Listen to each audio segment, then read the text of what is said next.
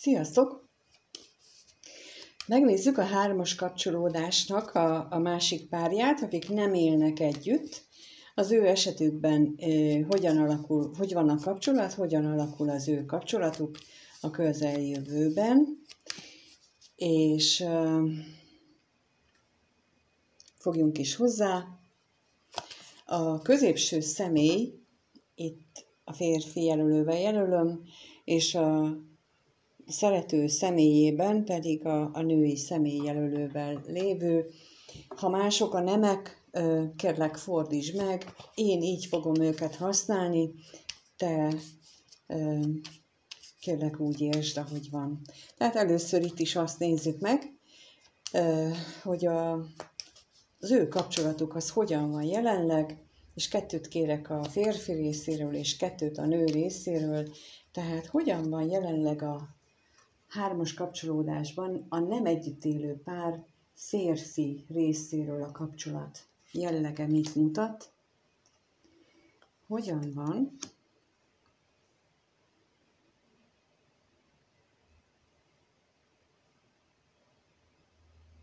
És a nő részéről mit mutat a kapcsolat?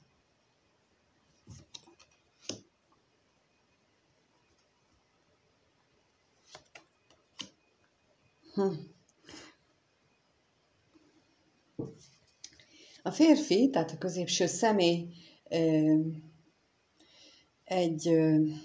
úgy éli meg ezt az egészet, hogy ez egy olyan látszat szerencse, hogy ez a kapcsolat létrejött, ez valójában szerencsétlenségnek éli meg, nem igazi, és nem biztos, hogy ezt mondja. Most ez jött itt közbe, hogy ő így éli meg ezt a kapcsolatot, de valójában nem biztos, lehet, hogy arról beszél, bár sokat nem beszélhet, vagy beszélt a múltban, hogy ez egy nagyon szerencsés az ő életében. És miért mondom ezt, hogy nem biztos, hogy beszél? Mert a nő részéről kijött lapok arról tanúskodnak, hogy a szeretős pozícióban lévő személy, ő nagyon szeretné a kommunikációt felturbózni a jelenlegihez képest, ami jelenteti azt, hogy nem, vagy egyáltalán nincs, vagy nem nagyon van kommunikáció, minden esetre vágyik arra, hogy jobban működjön közöttük ez a kommunikáció. De akkor lássuk, hogy mit jelent itt a férfi részéről a hamisság. Mi ez a hamisság a kapcsolatra vonatkozóan?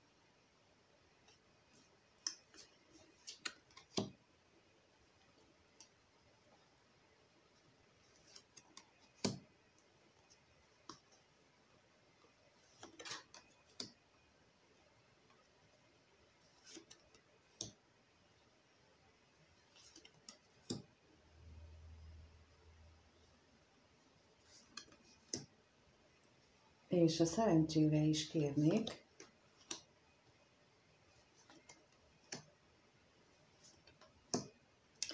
Hát teljesen érthető, hogyha ő így látja ezt az egészet. Ugyanis úgy tűnik nekem, hogy azért gondolja, vagy azért tartja ezt a kapcsolatot ilyen nem biztos, hogy szerencsés dolognak,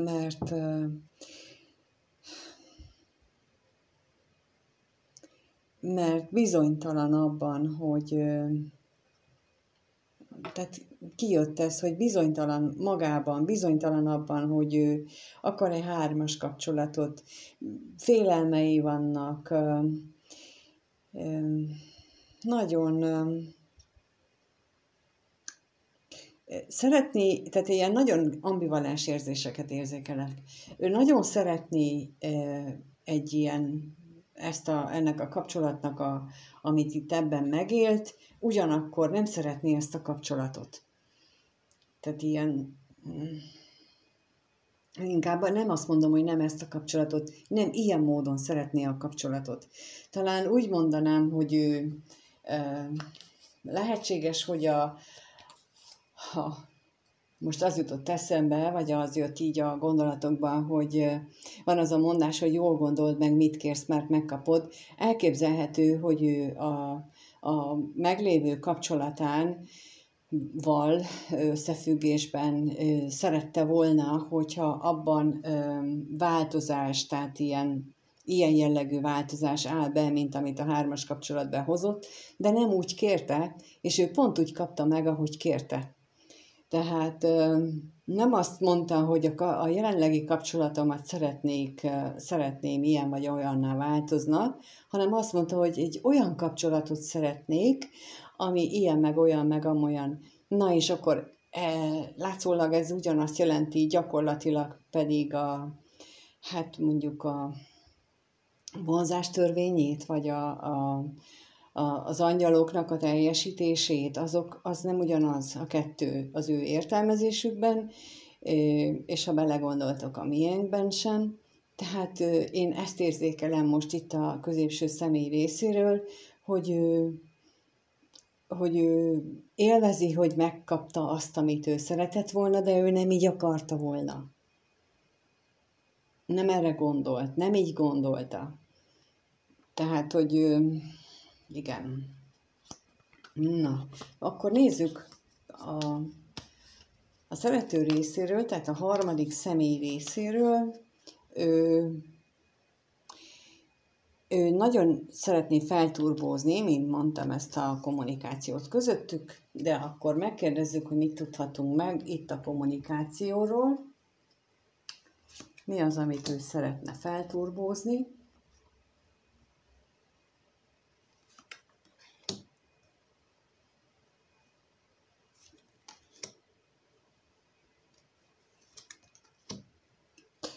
És a vágyra is kérnék szépen.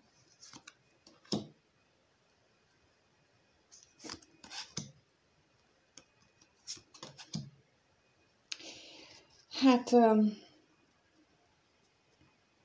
a lapok nekem arról beszélnek, hogy itt ő úgy érzi, hogy a szerelem az kezd kiveszni, elmúlni ebből a kapcsolatból, és kellene valami beszélni erről, ezt megbeszélni, hogy mi történik, mert miért így történik, és miért akkor, és miért úgy, és olyan, minthogyha az ő szenvedélyét, az ő vágyait, azt gátolva érezni külső körülményektől, és pedig eléggé érzékelhető, eléggé erős benne a vágyakozás, de mégis úgy érzi, hogy valami akadályozza abban, hogy ő a vágyait megnyilvánítsa, és tulajdonképpen ő erről is szeretne beszélni. Tehát ez a 3. fél, ő azt hiszem, hogy ő el szeretné mondani, hogy mik vannak benne, mire vágyna ő, mit szeretne ő, mit vár ő a középső személytől, mi az, amit ő akar, az alapján, ami köztük volt. Míg a középső személy meg úgy látja, hogy ő nem ilyen lovat akart, ő élvezi ennek a kapcsolatnak a bizonyos dolgait, de hát kezd ráébredni, hogy amit mondtam, hogy ő nem így gondolta ezeket a dolgokat, ami teljesült itt ebben a kapcsolatban, és ez a visszatáncolás érzése van bennem most itt ezzel az egésszel. Jó, akkor megnézzük, hogy ők hogyan gondolnak egymásra. Hogyan gondol ez a pár egymásra? Mert úgy látszik, hogy ők valahol úgy tűnik, hogy ez a kapcsolat, ez így most legalábbis ezek alapján kettéágazott. Tehát nem egy irányba tartanak, vagy az energiájuk nem egy szinten van, lehet, hogy volt. A kapcsolatok, az ilyen típusú kapcsolatoknál érdemes megjegyezni azt is, vagy elmondom azt is, hogy vannak olyan kapcsolatok, amelyek hát ilyen főleg a ilyen hármas kapcsolódásokban, amelyek ilyen 8 hónap, 1 év maximum időtartamra szólnak, és ott azok kifulladnak, és utána már tulajdonképpen csak az első 8 hónapnak a szenvedélye, a tüze tartja még meg, mert nem akarja egyik sem elengedni, vagy lehet, hogy az egyik már akarná, csak a másik nem hagyja. Szóval ezt is érdemes megnézni a kapcsolati dinamikákat, hogy volt-e benne egy ilyen, főleg ami már évek óta tart, hogy mi az, ami meg összetartja ezt a kapcsolatot. Na, de akkor nézzük meg, hogy mit gondol a középső személy, a férfi, a szerető párjáról, ebben a kapcsolatban lévő párjáról. Mit gondol róla? 2 kérek. Mit gondol róla? És a női részéről, kérlek szépen, még 2, hogy mit gondol a középső szeméről. Az, hogy hazudik. A férfi azt gondolja, tehát a középső személy azt gondolja, hogy ebben a kapcsolatban lévő párja, ő képes arra, hogy megszüntesse a bosszúságát, megszüntesse a dühét, a haragját, tehát hogy ez a párja, ez a nő, ez képes az ő lelki egyensúlyát visszaadni. Ugyanakkor a női fél pedig azt mondja, vagy azt gondolja a másikról, tehát a középső szeméről, hogy hazudik. Nem mond igazat, sosem mond igazat, már jó régóta nem mond igazat, nem tudja rávenni arra, hogy őszinte legyen. Egyes esetekben, más esetekben itt a hamisság jelenthet olyat is, hogy a középső személy mondjuk valamilyen tudatmódosítószer, és ide tartozik az alkohol, a drog, de bármi ilyen típusú dolog, vagy például a számítógépes játék, amikor úgy játszik valaki, hogy 0-24-be játszik például, az is ilyen tudatmódosítónak számít. Tehát, hogy a harmadik személy ezt így gondolja, hogy a középső személy az ilyen függőségben szenved, de akkor megkérdezzük, hogy mit tudhatunk meg itt a tolvajról. A tolvaj mi?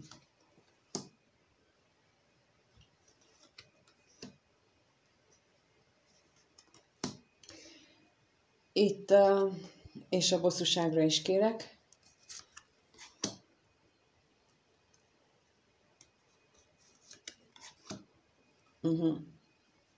Itt a tolvajnál, ami kijött lapok alapján, én azt gondolnám, hogy a középső személy azt úgy érzékeli, hogy vagyis igen, tehát úgy érzékeli, hogy ez a titokban van tartva ez a kapcsolat, egyértelműen harmadik feles kapcsolat, és az ő valódi reményeit mondjuk nem teljesen hozta. Nem azt kapta, amire ő ettől a kapcsolattól remélt. Nagyon jó neki, hogy el tudja feledtetni a gondjait, és akkor itt felhívnám a figyelmet a nemű nézőinknek, hogy a férfiak számára nagyon fontos az, hogy ők a vágyaikat hogy megéljék, bármennyire is furcsa ez egy egyes nő hallgató számára, vagy néző számára, őket ez meg tudja nyugtatni, hogyha az életüknek az a része rendben van, akkor ez számukra egy olyan fajta boldogságot ad, és itt ez mutatkozik. Tehát, hogy el tudja vinni ez a párja a bosszúságát, ez mutatkozik, de ugyanakkor ő nem azt gondolja, hogy ez egy hosszú távú párkapcsolat lenne, hanem sokkal inkább az van benne, hogy ez egy megmaradjon ez egy 3-as kapcsolatnak, mert nem azt kapta, amire ő számított. Na és akkor kérnék szépen a hamisságra, hogy mit tudhatunk meg ezzel a függőséggel kapcsolatban. Mi ez a függőség itt?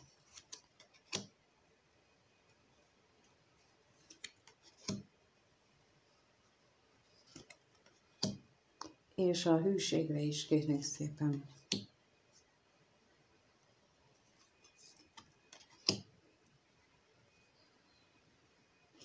Hát, az jön még az egyik, hogy a halál és a szerencsétlenséggel, hogy megváltozott szerinte a női személyjelölő szerint, megváltozott a férfinak a fizikai vágya, és olyan, mint hogy már egy ideje úgy érzékeli, hogy változás állt be ezen a téren, és a hamisságra pedig olyan lapok érkeztek, olyan válasz érkezett, hogy valamiféle új irányba változott meg a férfi, a középső személy, és ez nem kedvez ennek a kapcsolatnak. Így éli meg a női fél ezt így gondolja, hogy a férfiban olyan változások indultak el, ami nem ennek a kapcsolatnak az előre mozdítására szolgál. Tehát ő benne ez van gondolati szinten. Hát igen.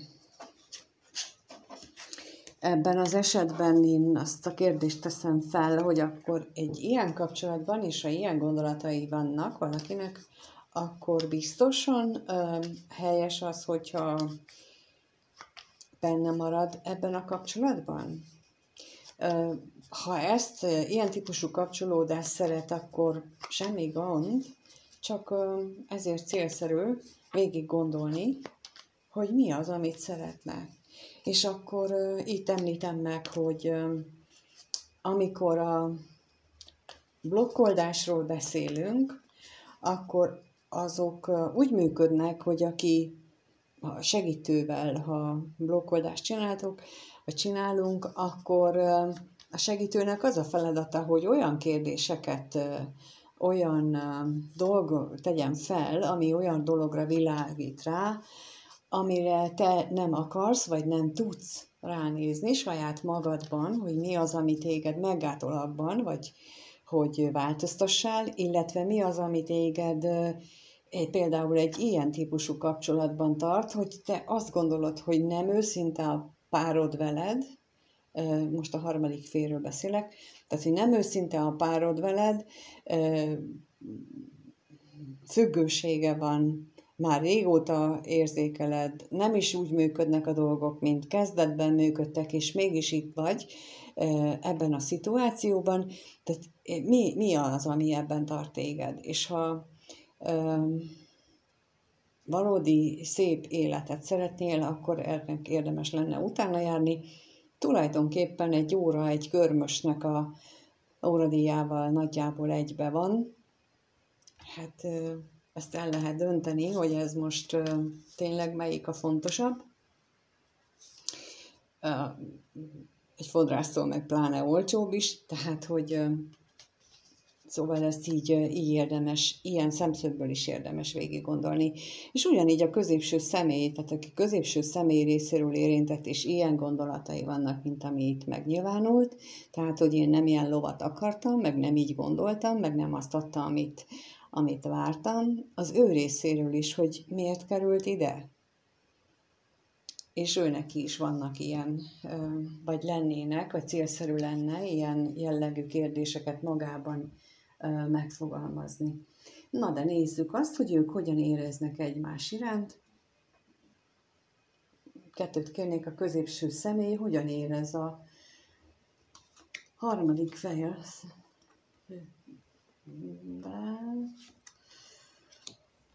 És a harmadik fél hogyan érez a középső személy iránt.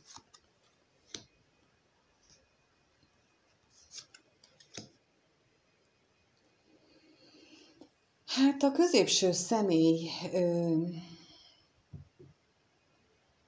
belebetegszik ebbe a kapcsolatba. Ezt most egyértelműen ezt érzem, hogy ő betegesnek érzi már ezt a kapcsolódást, de miért érzi, és akkor erre kérek szépen plusz információt, miért érzi ő így ezt a kapcsolatot.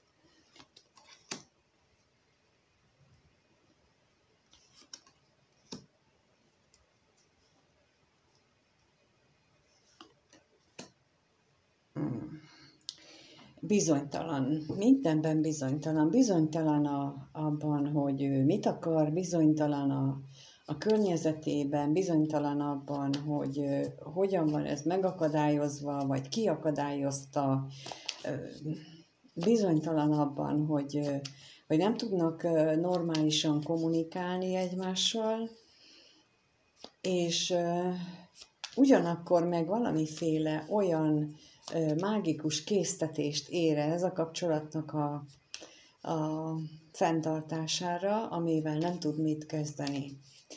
És akkor itt elmondom azt is, hogy például vannak ilyen jellegű próbák, inkább így mondom, próbatételek, olyan karmikus, vagy ilyen párkapcsolatok, vagy olyan kapcsolódások, főleg így harmadik személynél is, amikor próbára van téve egyik vagy a másik személy, vagy mindkettő, hogy képesek-e kivonni magukat a másik vonzereje alól, például itt most a középső személynél mondhatom azt is, hogy a csábítónak a vonzerejének ellen tud-e állni, de az is lehetséges, hogy azért van ez a mérhetetlen kötődés, mert mondjuk ez a feladata, hogy ebből rálásson a saját magának olyan viselkedésére a másik tükrözése által, hogy ő hogyan viselkedik mondjuk a vele együtt élő párjával kapcsolatosan. És amíg ezt nem látja, vagy nem akar ezzel szembesülni, illetve nem akarja ezt így kimondani, hogy húha, hát ezt én nem jól csináltam, vagy ezt nem így kellene csinálni, addig ez a kapcsolatnak az energiája fönnmarad, mert ez ezért jön létre. Azért jött annak idején létre. És tehát lehetnek ilyen éteri kötelékek, amelyeknek bizonyos célja volt, meghatározott célja volt annak idején, amikor ez vagy létrejöttek, és amíg az nem teljesül, addig a kötelék nem tud elszakadni, illetve nem teljesített a feladat, és addig van a húzavona, tehát a se veled, se nélküled kapcsolódás.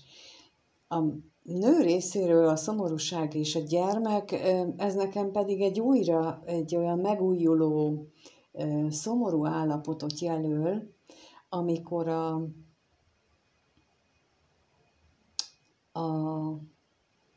harmadik személy, amit az előbb beszéltem, tehát, hogy látja ő tisztán azt, hogy ez a kapcsolat így már nem az, mint ami elkezdődött. Látja tisztán, hogy a harmadik, vagy a középső személy az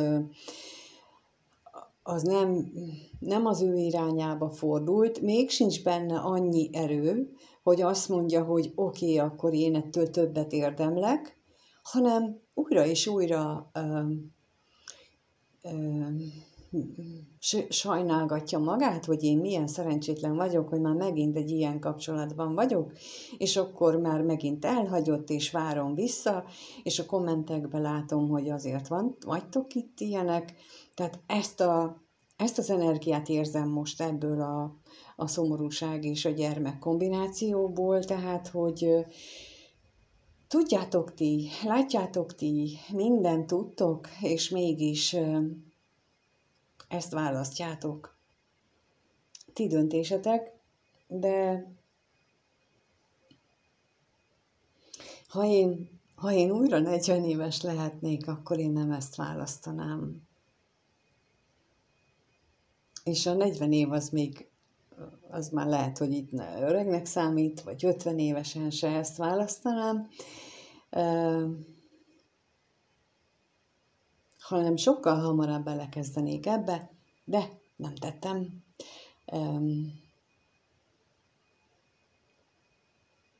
Úgyhogy nem tudok ítélkezni senki felett, mert én sem voltam jobb és szebb.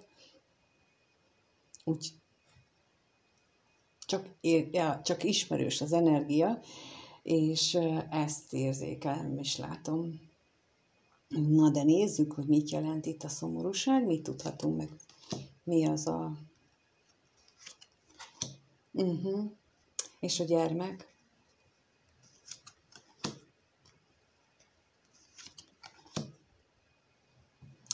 Itt ezzel kapcsolatosan az jött most, hogy mert valahol ez a szomorúság az, hogy valahol mélyen nagyon magányosnak érzi magát ez a harmadik személy, nagyon vágyna egy olyan társra, aki ott van mellette, aki a biztonságot adja számára,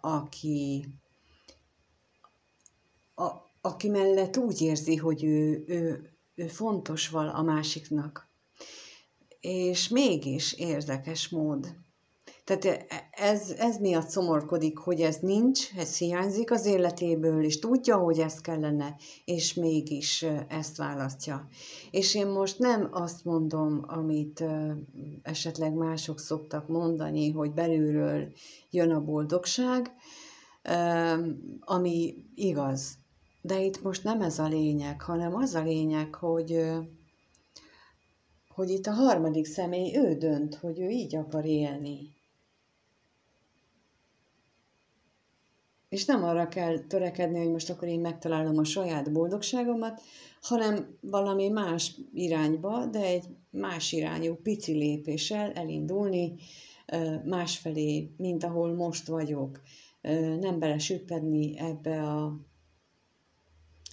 melankóliába, ebbe a szomorú állapotba, és elfogadni, hogy nekem csak már ez jut, hanem én megérdemlem. Tehát, hogyha reggel minden reggel fölkelsz, és ezt mondod magadnak a tükörbe, hogy de én megérdemlem azt, hogy nekem legyen egy csodálatos párom, akkor egy idő után elhiszed te magad is, eleinte biztosan nem. De egy idő után elhiszed magad is, és utána elkezd működni a pozitív energia, és elkezd meghozni az eredményt. Erre vannak tippjeim, trükkjeim, amivel én is így magamat így hajamnál fogva kirángattam ebből az állapotból, úgyhogy szívesen megosztom. És lehet, hogy így majd egyszer elpöttyintem itt is, de nem tudom, hogy mikor, mert most ott tartunk, hogy mi várható ebben a kapcsolatban. Mindig olyan egyéb irányba is elterelődik a gondolatom, vagy eszembe jut az érzés kapcsán valami emlék, amit saját vagy mástól kaptam, és akkor ez ilyenkor elvisz. De akkor megnézzük, hogy mi várható ebben a kapcsolatban a következő 1-2 hétben. 2 kérnék a középső személy részéről, hogy az ő részéről hogyan alakul ez a kapcsolat. És a harmadik személy részéről hogyan alakul ez a kapcsolat.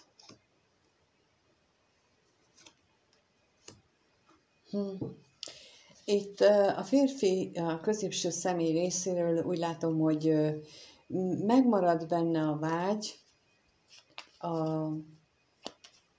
a nő, tehát a harmadik fél felé, de az is látszik, hogy magányos lesz, tehát hogy nem biztos, hogy túl sokat fogtok találkozni, és akkor az özvegyasszonyra kérnék szépen kiegészítést.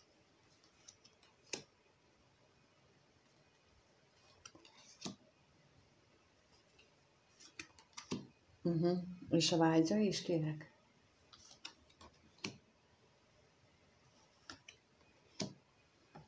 Igen, tehát a lapok alapján azt mondom, hogy itt a vágyakozás a részéről megmarad, sok esetben találkozást nem jósolnék, vagy mondanék, nem sok esélye van, mindenféle kifogásokkal ezek le lesznek mondva, még ha meg is van előre beszélve, nem sok esélye látszik, hogy megvalósul, vagy inkább úgy mondom, hogy nem sok esetben, a nézők nem sok esetben lesz itt konkrét vágy megélése. A nő részéről, tehát a harmadik fél részéről pedig egy olyan újfajta távolságtartás alakul ki, ami vagy újra megsértődésből eredő távolságtartás jön létre. De lássuk, mit jelent itt a katonatiszt.